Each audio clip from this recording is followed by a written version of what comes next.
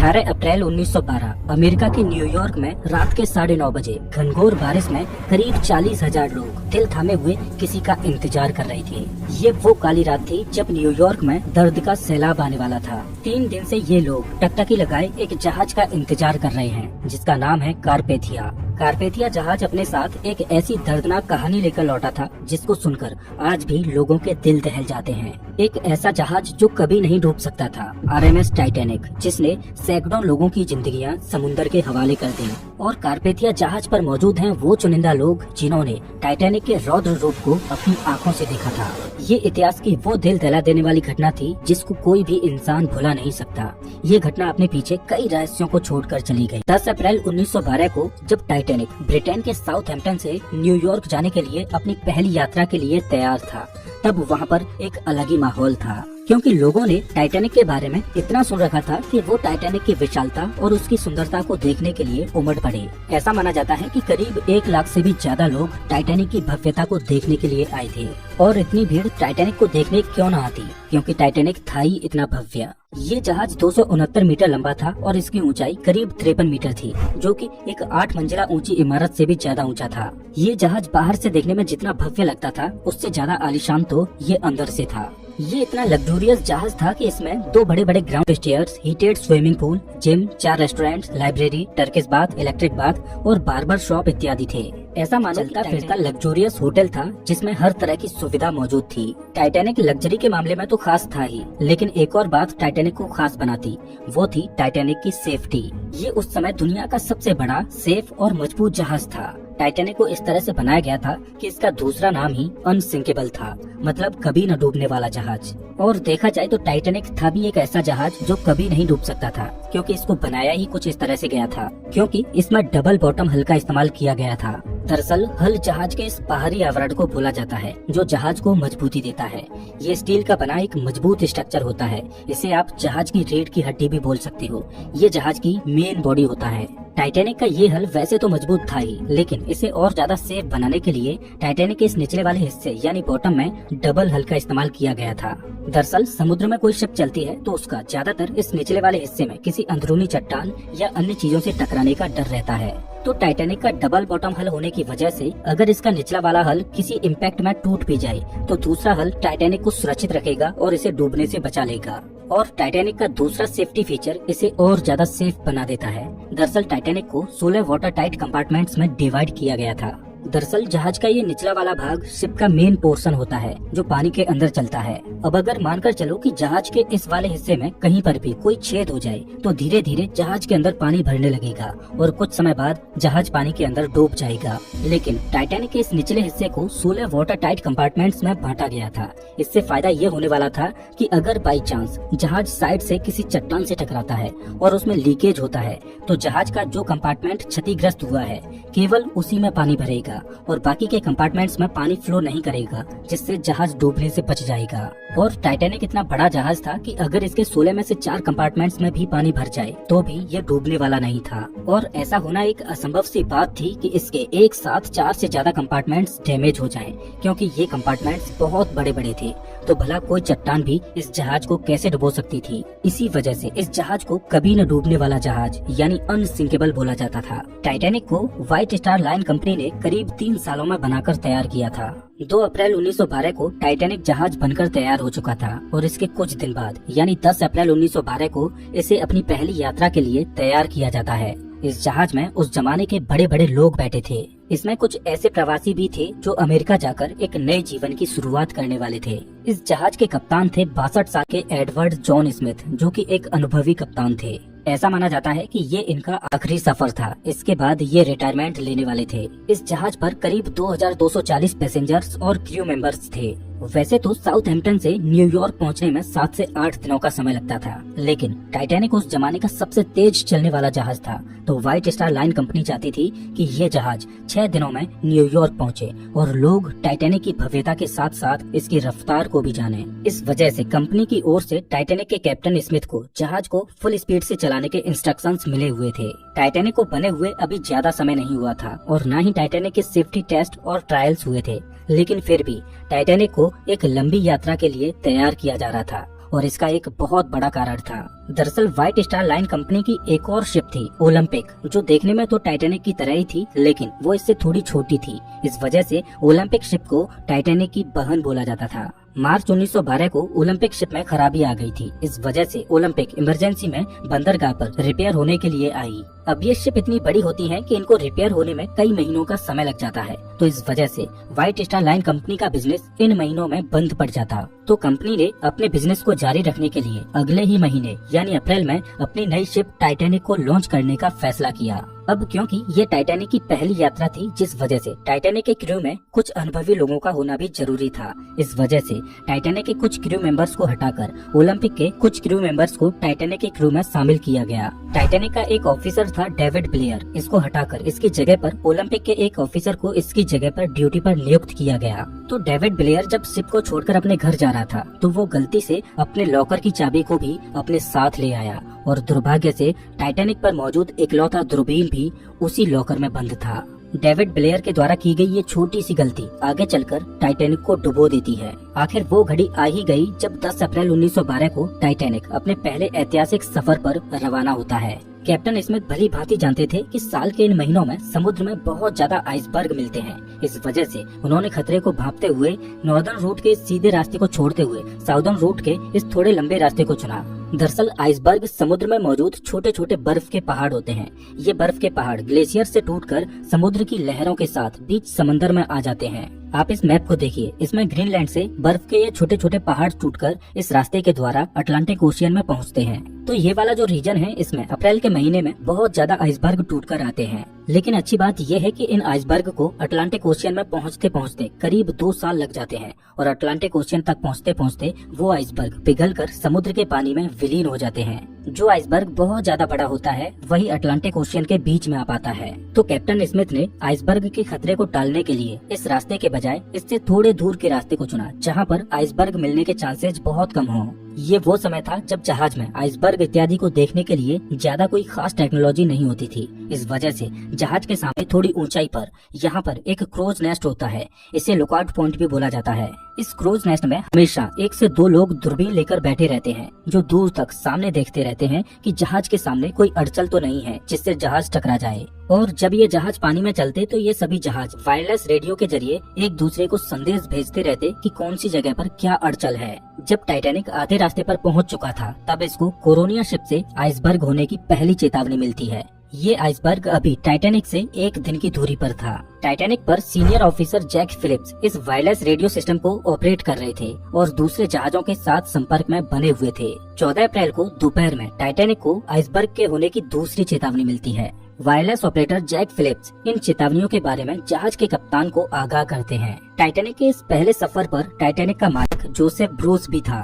जब captain Smith ने जहाज के मालिक ब्रूस स्मे को आइसबर्ग की मिलने वाली चेतावनियों के बारे में बताया, तो ब्रूस स्मे ने इन चेतावनियों को नजरअंदाज कर दिया, क्योंकि उसका मानना था कि समुद्र में आइसबर्ग मिलना एक आम बात है और जिस जहाज में वो बैठे हैं वो एक मजबूत और कभी न डूबने वाला जहाज है। और ब्रूस स्मे नहीं चाहता था कि इन चेतावनियों की वजह से जहाज की स्पीड कम हो और जहाज अपने निर्धारित समय से लेट पहुँचे। इसके बाद टाइटैनिक को आइसबर्ग की 5 बार और चेतावनियां मिलती हैं और टाइटैनिक को जो आखिरी चेतावनी मिली वो एसएस कैलिफोर्नियन जहाज से मिलती है। रात हो चुकी थी और दुर्भाग्य से आज आसमान में चांद भी नहीं निकला था, जिस वजह से विजिबिलिटी बहुत कम थी और क्रूज नेस्ट में बैठे लोगों के पास दूरबीन भी नहीं था, जिससे वो दूर से ही सामने आने वाली अड़चन को देख पाए। टाइटैनिक अपनी फुल स्पीड 40 किलोमीटर प्रति घंटे की रफ्तार से चल रहा था और आइसबर्ग से टाइटैनिक अभी 2 घंटे की दूरी पर था। घनघोर अंधेरे में समुद्र के पानी को तेजी से चीरते हुए टाइटैनिक आगे बढ़ता ही चला जा रहा था, बिना इस बात की परवाह किए कि जिस रास्ते में अभी वो चल रहा है उसके सामने एक बहुत बड़ी बर्फ की चट्टान मौजूद है। रात के 11:30 बज चुके थे और अब टाइटैनिक आइसबर्ग से महज 6 किलोमीटर दूर था और जिस रफ्तार से टाइटैनिक चल रहा था उस रफ्तार से ये अगले 10 मिनटों में आइसबर्ग के पास पहुंचने वाला था। टाइटैनिक के क्रूज नेस्ट में 2 बहादुर लोग फ्रेडरिक फ्लीट और रेजिनाल्ड ली, ये दोनों कड़कड़ाती ठंडी और रात के काले अंधेरे में टकटकी लगाए जहाज के सामने आने वाली अड़चनों को देख रहे थे। इन दोनों के लिए परेशानी ये थी कि जहाँ पर ये बैठे थे उन्हें वहाँ पर ठंडी हवा का सामना करना पड़ रहा था, जिस वजह से इनकी आंखों से आंसू निकल आते। इनके पास कोई दूरबीन भी नहीं था, जिस वजह से ये ज्यादा दूर की चीजों को देख भी नहीं पा रहे थे। कम रोशनी में आंखों से ज्यादा दूर मौजूद चीजों को देख पाना संभव नहीं था। रात के 11:39 पर क्रूज नेस्ट में बैठे फ्रेडरिक फ्लीट को दिखाई देता है कि सामने एक आइसबर्ग है। उसने बिना देर किए जल्दी से 3 बार घंटी को बजाया और तुरंत ब्रिज पर मौजूद ऑफिसर्स को फोन करता है और बताता है कि सामने आइसबर्ग है, जल्दी से जहाज को लेफ्ट साइड में मोड़ो। ब्रिज पर मौजूद फर्स्ट ऑफिसर विलियम ने जैसे ही इस चेतावनी को सुना, उसने तुरंत एक्शन लेते हुए जहाज को रोकने के लिए फुल स्पीड में रिवर्स में इंजन को चालू कर दिया और जहाज को तेजी से लेफ्ट साइड में मोड़ने लगा। लेकिन अब बहुत देर हो चुकी थी। जहाज की रफ्तार इतनी ज्यादा थी कि इतने कम समय में रिवर्स इंजन चालू करने के बाद भी इसे रोका नहीं जा सकता था, और जहाज इतना बड़ा था कि कम डिस्टेंस में एकदम इसको मोड़ा नहीं जा सकता था। काफी हद तक टाइटैनिक के रास्ते को मोड़ दिया गया, लेकिन फिर भी रात के 11:40 पर टाइटैनिक का आगे का राइट वाला हिस्सा बर्फ की चट्टान से टकरा जाता है। ये टकराव इतनी जोर से हुआ कि जहाज पर मौजूद सभी यात्रियों को इसने हिलाकर रख दिया। दुर्भाग्य से टाइटैनिक का डबल बॉटम हल किसी काम नहीं आया, क्योंकि आइसबर्ग से ये इम्पैक्ट जहाज के साइड में हुआ था, जहां पर सिंगल लेयर ही लगी थी। जब कैप्टन स्मिथ ने नुकसान की जांच पड़ताल की और जहाज में हुए नुकसान को देखा तो पता चला कि जहाज के 6 कंपार्टमेंट्स डैमेज हो चुके हैं और उनमें तेजी से पानी भरता जा रहा है। ये देखकर कैप्टन स्मिथ शॉक हो जाते हैं, क्योंकि जहाज केवल 4 कंपार्टमेंट्स के भरने तक ही तैर सकता था, लेकिन 6 कंपार्टमेंट्स में पानी भरने का मतलब था कि जिस जहाज को अभी तक अनसिंकेबल बोला जा रहा था वो अब डूब जाएगा। टकराव को अब तक 20 मिनट गुजर चुके थे और रात के 12 बजे कैप्टन स्मिथ ने क्रू को डिस्ट्रेस सिग्नल भेजने के लिए कहा, ताकि आसपास मौजूद कोई जहाज उन्हें बचाने के लिए आ जाए। और वायरलेस ऑपरेटर जैक फिलिप्स लगातार डिस्ट्रेस सिग्नल भेजने में जुट गए, लेकिन दुर्भाग्यवश आसपास कोई भी जहाज ऐसा नहीं था जो टाइटैनिक द्वारा भेजे जा रहे डिस्ट्रेस सिग्नल्स को पकड़ पाए। 6 कंपार्टमेंट्स पानी से भर चुके थे और पानी अब डेक के ऊपर से बहने लगा। कैप्टन स्मिथ लाइफ बोट्स को समंदर में उतारने का आदेश देते हैं और सभी लाइफ बोट्स को बाहर निकाला जाने लगा। दुर्भाग्यवश उस समय टाइटैनिक पर केवल 20 ही लाइफ बोट्स मौजूद थीं और एक लाइफ बोट की क्षमता केवल 65 लोगों की ही थी। 20 लाइफ बोट्स के द्वारा केवल लगभग 1200 लोगों को ही बचाया जा सकता था और जहाज पर 2200 से ज्यादा लोग मौजूद थे। हड़बड़ी में शुरुआत में जो लाइफ बोट्स उतारी जा रही थीं, उनमें केवल 27 से 28 लोगों को ही भेजा जा रहा था और लाइफ बोट्स को केवल आधा ही भरा जा रहा था। प्रोटोकॉल ये था कि औरतों और बच्चों को पहले लाइफ बोट्स में भेजा जाएगा। जहाज पर अभी भी कुछ लोग ऐसे थे जो ये मान रहे थे कि ये जहाज कभी डूब ही नहीं सकता और वो एकदम रिलैक्स थे। इधर जैक फिलिप्स लगातार डिस्ट्रेस सिग्नल्स भेजे जा रहे थे और सौभाग्य से इनका डिस्ट्रेस सिग्नल पास में मौजूद एक जहाज कारपेथिया को मिलता है और 12:30 पर कारपेथिया जहाज से संदेश आता है कि वो टाइटैनिक पर मौजूद लोगों को बचाने आ रहे हैं। लेकिन बदकिस्मती ये थी कि कारपेथिया जहाज अभी भी टाइटैनिक से करीब 107 किलोमीटर दूर था और कारपेथिया अपनी फुल स्पीड पर भी चलता, तब भी कारपेथिया को टाइटैनिक तक पहुंचने में 4 घंटों का समय लगने वाला था। अब सवाल ये है कि क्या 4 घंटों तक टाइटैनिक सरवाइव कर पाएगा? जैसे जैसे टाइटैनिक के आगे के हिस्से में पानी भरता जा रहा था, वैसे वैसे जहाज आगे की ओर झुकता जा रहा था और पानी में धंसता चला जा रहा था। जब टाइटैनिक का टिल्ट बढ़ने लगा तो लोगों में अफरा तफरी मच गई। अब सबको समझ आ चुका था कि टाइटैनिक अब डूब जाएगा और सब लोग अपनी अपनी जान बचाने के लिए लाइफ बोट्स में चढ़ने के लिए अपनी अपनी जगह बनाने की कोशिश करने लगे। लाइफ बोट्स में फर्स्ट क्लास के लोगों को बचाने में ज्यादा प्रायोरिटी दी जा रही थी और 1:50 पर जब जहाज से आखिरी लाइफ बोट को उतारा गया, उसके बाद भी जहाज पर 1500 से ज्यादा लोग बचे थे। चारों ओर खौफ का माहौल था। जो लोग तैर सकते थे वो समुद्र के पानी में छलांग लगा रहे थे, लेकिन इस समय तो समुद्र भी बेरहमी दिखा रहा था। समुद्र का पानी -2 डिग्री सेल्सियस तक ठंडा था। इतने ठंडे पानी में कोई भी व्यक्ति ज्यादा से ज्यादा 15 से 30 मिनट तक ही जिंदा रह सकता था। कुछ लोगों ने तो मौत को स्वीकार कर लिया और वो मौत को गले लगाने के लिए तैयार थे। लेकिन इधर जहाज के क्रू मेंबर्स अभी भी मदद की आस में डिस्ट्रेस सिग्नल्स भेजे जा रहे थे। आसमान में फ्लेयर्स चला रहे थे ताकि आसपास मौजूद किसी जहाज का ध्यान उनकी ओर जाए और वो उनको बचा लें। लेकिन कोई भी जहाज उनको बचाने के लिए नहीं आता। टाइटैनिक में पानी के भरने की रफ्तार बढ़ती जा रही थी और टाइटैनिक बहुत तेजी से डूबने लगा। टाइटैनिक का आगे का भाग पूरी तरह से पानी के अंदर घुस चुका था और पिछला वाला हिस्सा पानी के ऊपर उठने लगा। अब जहाज के कप्तान स्मिथ ने अपने क्रू को भी बोल दिया कि अपनी अपनी जान बचाओ, लेकिन जैक फिलिप्स अभी भी अपनी जान की परवाह किए बगैर डिस्ट्रेस सिग्नल्स भेजने में जुटे हुए थे। जब तक जहाज पर इलेक्ट्रिसिटी थी तब तक फिलिप्स उनकी मदद करने आ रही इकलौती शिप कारपेथिया से संपर्क बनाए हुए थे। कैप्टन स्मिथ ने अपने जहाज को ना छोड़ने का फैसला किया। जब जहाज का आगे का भाग पूरी तरह से पानी के अंदर घुस चुका था तो शॉर्ट सर्किट की वजह से जहाज पर अंधेरा छा गया। अटलांटिक ओशियन लोगों की चीखों से गूंज रहा था। जहाज का पिछला भाग पूरी तरह से हवा में खड़ा था और दबाव इतना ज्यादा बढ़ गया कि टाइटैनिक 2 भागों में टूट गया और रात के 2:20 पर आरएमएस टाइटैनिक देखते ही देखते अटलांटिक महासागर की गोद में समा गया। कभी न डूबने वाला जहाज महज 2 घंटे 40 मिनट में समुद्र की गहराई में चला गया। जो 1500 से ज्यादा लोग इस पर सवार थे, उनमें से कुछ इसके साथ डूब गए और कुछ को समुद्र के ठंडे पानी ने मार डाला। कैप्टन स्मिथ अंत तक अपने जहाज पर ही डटे रहे।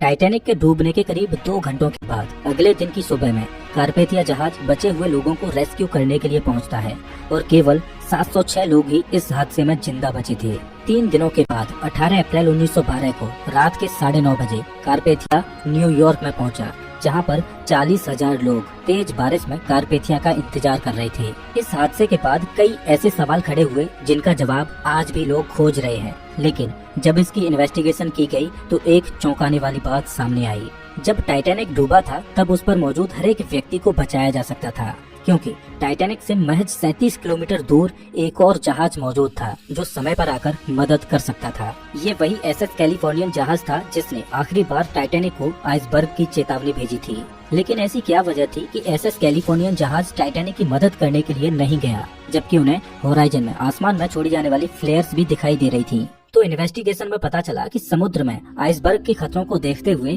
कैलिफोर्नियन जहाज ने रात में आगे न बढ़ने का फैसला किया और उन्होंने रात में अपने वायरलेस रेडियो को भी बंद कर दिया था, जिससे उनको टाइटैनिक का कोई भी डिस्ट्रेस सिग्नल रिसीव ही नहीं हो पाया। जब एसएस कैलिफोर्नियन के क्रू ने टाइटैनिक से उड़ने वाले रॉकेट्स और फ्लेयर्स को देखा तो उन्होंने कैलिफोर्नियन के कप्तान स्टैनली लॉर्ड को इस बात की जानकारी भी दी। स्टैनली लॉर्ड ने अपने क्रू को मोर्स लैंप से टाइटैनिक को संकेत भेजने को कहा और एसएस कैलिफोर्नियन का क्रू मोर्स लैंप से टाइटैनिक को सिग्नल भेजता रहा, लेकिन शायद टाइटैनिक पर इतनी हड़बड़ी मची हुई थी कि किसी ने एसएस कैलिफोर्नियन से आ रहे मोर्स सिग्नल को नहीं देखा। दरअसल उस समय इस तरह की लैंप से डैशेज और डॉट्स के द्वारा एक दूसरे जहाज से संपर्क करने के लिए मोर्स कोड का इस्तेमाल किया जाता था। काश कैलिफोर्नियन जहाज का रेडियो ऑन होता तो शायद उस दुर्घटना में इतनी जानें ना जाती। टाइटैनिक के इस हादसे को हुए साल दर साल गुजरती जा रही थी, लेकिन एक सवाल जो लोगों को परेशान किए जा रहा था कि आखिर वो जहाज जिसे कभी न डूबने वाला जहाज बोला जाता था वो कैसे डूब गया। इस सवाल का जवाब तभी मिल सकता था जब टाइटैनिक जहाज का मलबा मिले।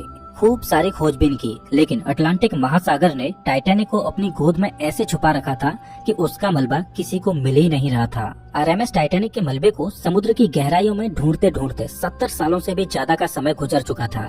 तब जाकर सितंबर 1985 में पहली बार टाइटैनिक के मलबे की झलक देखने को मिली। अमेरिकन ओशियनोग्राफर रॉबर्ट बेलार्ड वो व्यक्ति थे जिन्होंने टाइटैनिक के मलबे को खोज निकाला था और जब से टाइटैनिक का मलबा मिला है तब से लेकर आज तक इस पर कई बार खोजबीन होती रही है। लेकिन टाइटैनिक के मलबे पर की गई शोधों ने इस बात की गुत्थी को सुलझा दिया कि ये अनसिंकेबल जहाज आखिर क्यों और कैसे डूबा। ओशियनोग्राफर्स के होश उड़ गए जब उन्होंने टाइटैनिक के मलबे को देखा, क्योंकि टाइटैनिक समुद्र के बॉटम में 2 हिस्सों में टूटा पड़ा है। जहाज का आगे का हिस्सा बहुत ही अच्छी कंडीशन में है, लेकिन पिछला वाला हिस्सा इतनी बुरी कंडीशन में है कि उसको देखकर ऐसा लगता है कि ये टाइटैनिक का दूसरा भाग है ही नहीं और पिछला वाला हिस्सा फ्रंट वाले हिस्से से करीब 2000 फीट की दूरी पर है। काफी खोजबीन के बाद पता चला कि जब टाइटैनिक को बनाया गया था तब इसमें टाइटैनिक के हल को मजबूती देने के लिए जो रिवेट्स लगाई गई थी वो स्टील की नहीं बल्कि कास्ट आयरन की थी।